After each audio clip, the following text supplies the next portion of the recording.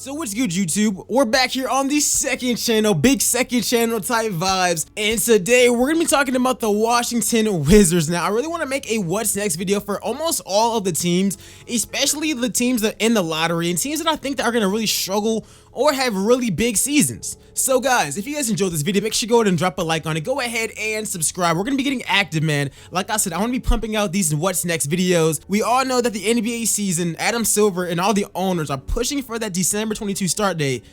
They not getting that. I'm gonna let y'all boys know that right now, but maybe the middle of January or early February.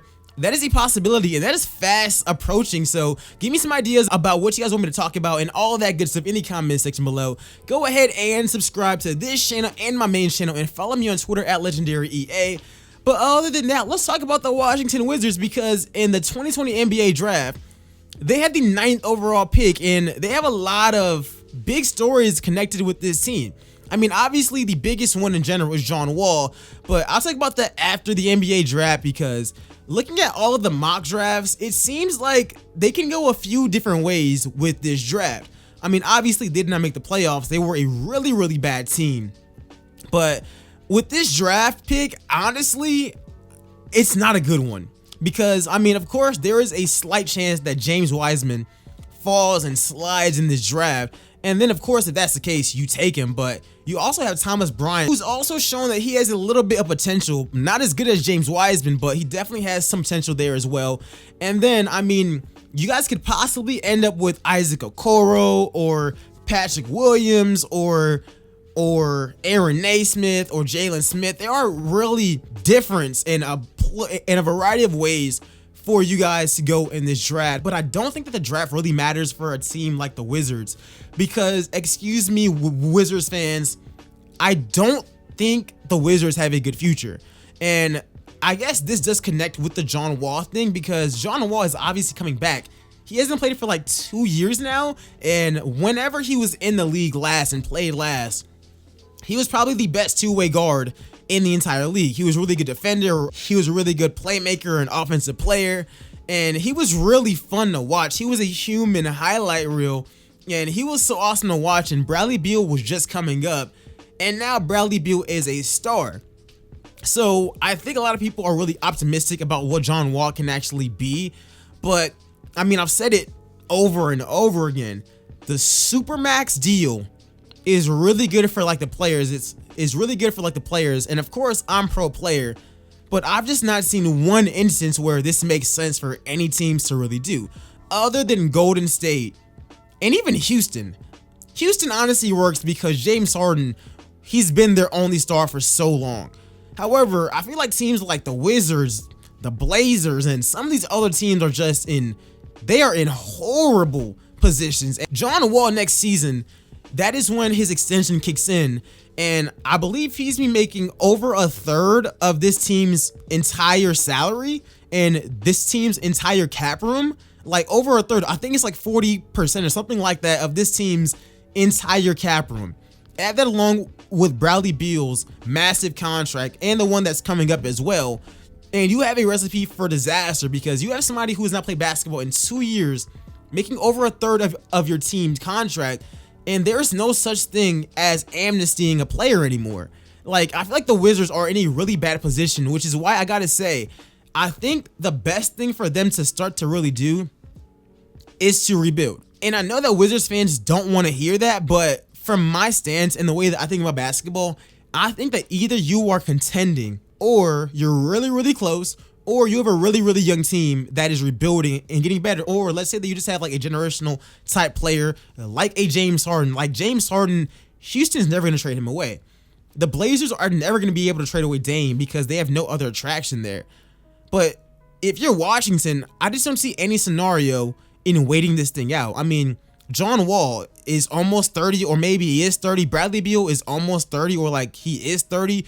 These guys are potentially, well, in John Wall's case, I think that we have seen his peak.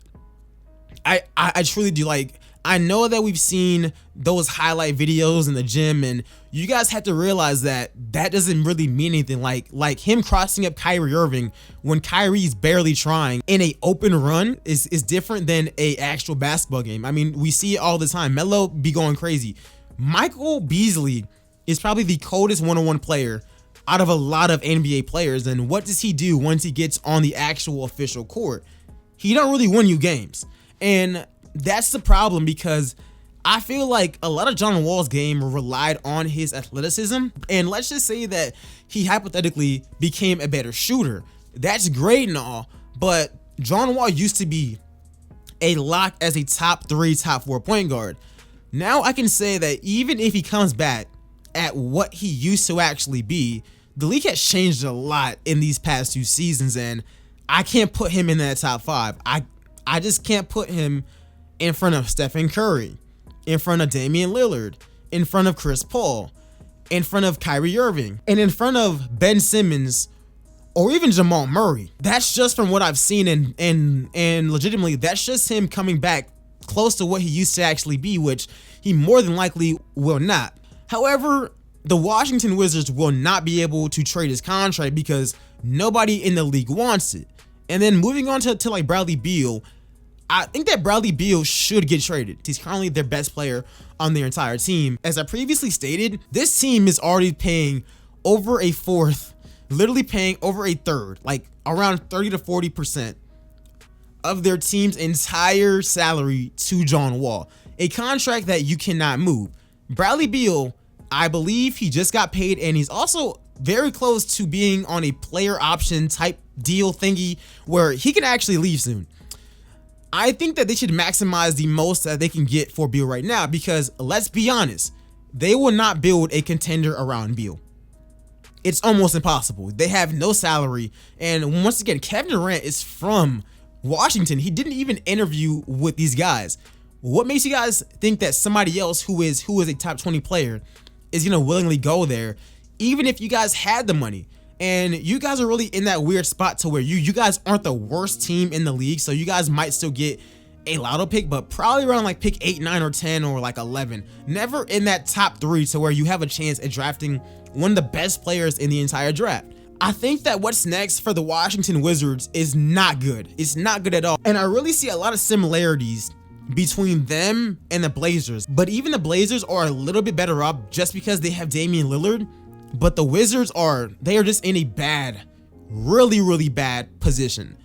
If I was them, I would look at possibly just rebooting this entire thing. Of course, you're going to be stuck with John Wall. It's better to maximize and get a bunch of trade assets, at least for like Bradley Beal, because John Wall, I would say that John Wall probably has like a few good years left, and that sounds insane.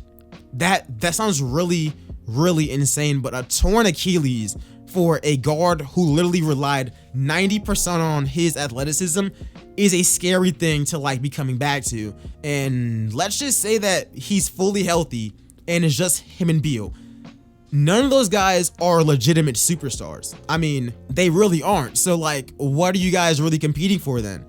But guys, that is just my take on it. I did not really want to be negative. I just think that the Wizards, like, some teams get stuck in kind of a purgatory type state, and the best thing for them to actually do is just to kind of, step back and just rebuild a little bit. Miami did it, and so many other teams do it, but you guys can take that same route and see what you guys can actually do. Regardless, guys, let me know which team you guys want me to talk about next. Make sure to go ahead and like up this video. Go ahead and comment what you guys think about the Wizards and what their next move should be. Let me know, guys. I will see you guys in tomorrow's video. Follow me on Twitter at LegendaryEA. And of course, sub to the main channel. And other than that, guys, I'll see you guys in the next one. I'm out, guys. Peace.